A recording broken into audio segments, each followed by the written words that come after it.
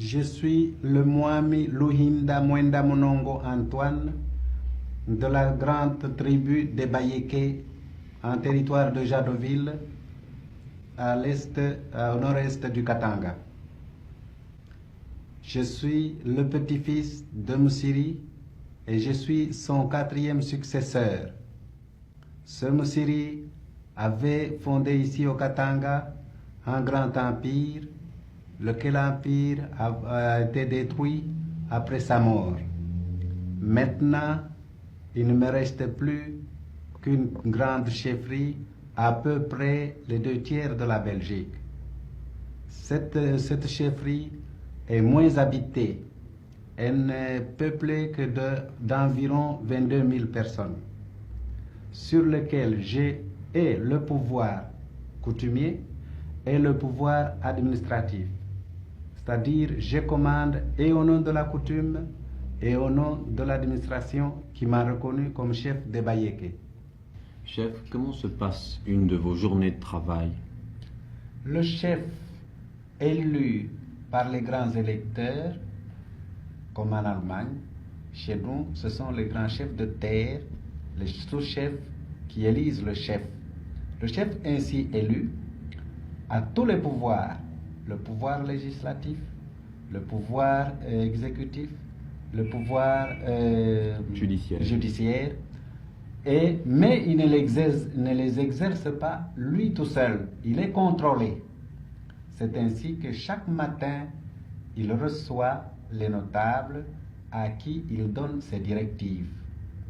Chef, je crois que vous avez de nombreux enfants. J'ai eu 12 enfants. Il y en a 5 qui sont morts, il m'en reste 7. Pour ces enfants-là, j'ai consacré tout ce que j'avais comme bien pour qu'ils fassent des études et de bonnes études. C'est ainsi que mon fils aîné est actuellement à l'université de Léopoldville au Lovanium. Il fait ses études de droit. Le deuxième fait ses études secondaires scientifiques à Elisabethville, à l'Institut Saint-Boniface. Ma fille se trouve à Jadoville en 2e primaire, à l'Institut Saint-Sauveur, avec les élèves blanches. Est-ce que vous n'avez pas peur, chef, que vos enfants, et je pense surtout à votre fils aîné qui est à Lovanium, ne s'occidentalisent pas trop? Cela est exact, mais dans les circonstances où nous vivons, il faut bien suivre le mouvement. Sinon, il n'y a pas moyen de vivre. Nous voyons ici, quand nous sommes avec nos amis de Léopoldville, de Kassai, ils sont beaucoup plus habiles, ils sont plus instruits, ils répondent avec beaucoup plus de facilité parce qu'ils sont bien instruits, ils connaissent mieux le français que nous, et c'est ici d'où vient leur habilité dans les discussions avec les Européens. Si nous laissons les autres aller en avant, rester toujours avec nos coutumes et sans vouloir nous progresser, nous serons toujours en infériorité. Nous voulons garder nos coutumes, nous voulons protéger nos coutumes, mais tout en les changeant petit à petit en suivant le progrès. Je me présente, je suis Joseph Ngalula, journaliste installé à Léopoldville depuis près de 17 ans. Vous nous dites que vous êtes journaliste, c'est un métier qui n'est pas encore courant au Congo. Est-ce que votre formation vous destinait à exercer cette profession? Eh bien, qu'est-ce que vous avez fait comme étude, par exemple? Ma formation ne me permettait sûrement pas d'assumer ces fonctions, mais je vais maintenant vous raconter un peu ma petite histoire. C'est-à-dire qu'à l'époque où j'ai entrepris mes études, et même jusqu'au moment où je les ai terminées, il n'y avait pas encore chez nous des humanités, par exemple. Ça n'existait pas. Donc j'ai fait ce qui existait. Et qu'est-ce qui existait à l'époque? Eh bien, exactement 6 années primaires et puis 2 ou 3 ou 4 années moyennes selon les régions. Mais dans ma région, il n'y avait que 3 années moyennes et puis des écoles professionnelles. J'ai plutôt préféré m'orienter vers les métiers, n'est-ce pas, et plus exactement vers le métier de typographe et des imprimeurs.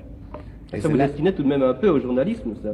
Si vous voulez, mais je n'y avais jamais pensé à l'époque, mais voilà que je suis quand même dans le métier finalement. Et maintenant, parlons un peu du plan familial. Vous ne nous avez pas dit votre âge, entre parenthèses. Vous êtes présenté, mais vous avez oublié de nous dire votre âge. Eh bien voilà, j'ai 31 ans, si vous voulez, et je suis marié avec 7 enfants. Ça veut dire 3 garçons, 4 filles. Ça fait 7 problèmes. Ça fait évidemment 7 problèmes différents. Et en plus, évidemment, de ces 2 enfants, j'ai encore 2 autres, de cet enfant, j'ai encore 2 autres enfants, c'est-à-dire mes sœurs. Quand, vous comprenez, quand mes parents sont décédés, ils m'ont laissé la charge de 2 petites sœurs, de deux petites filles que j'ai élevées. Et l'une de ces 2 filles est actuellement aux études en Belgique, exactement à Namur. Est-ce que vous avez des projets déjà pour vos enfants?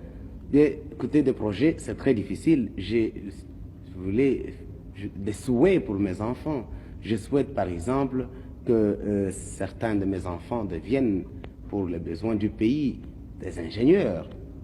Et ils en ont les dispositions. Ah, c'est là le problème. Mais en tout cas, il y en a parmi eux qui accusent des prédispositions, n'est-ce pas, pour devenir certainement des ingénieurs ou des docteurs en droit. Mais ce n'est là qu'une présomption de ma part. Encore faut-il que les années à venir précisent si en effet j'ai raison ou pas. Je suis Marcel Liaou, originaire du territoire de Bumba, dans la province de l'Équateur. Et je suis étudiant à l'université de Louvain, étudiant en 3e doctorat en droit et en première licence en sciences économiques. Et je compte, après mon 3e doctorat, préparer une agrégation de l'enseignement supérieur en droit. Bon, tout cela, c'est un bagage universitaire, présent et futur, mais il faut dire que vous avez 29 ans, que vous êtes l'aîné d'une famille de 8 enfants. Et comment êtes-vous, quel a été le cheminement des écoles primaires et secondaires pour arriver à Louvain? J'ai fait mes études primaires à Bumba.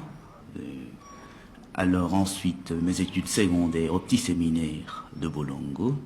Alors après cela, j'ai été à l'Ovanium de Kisantu.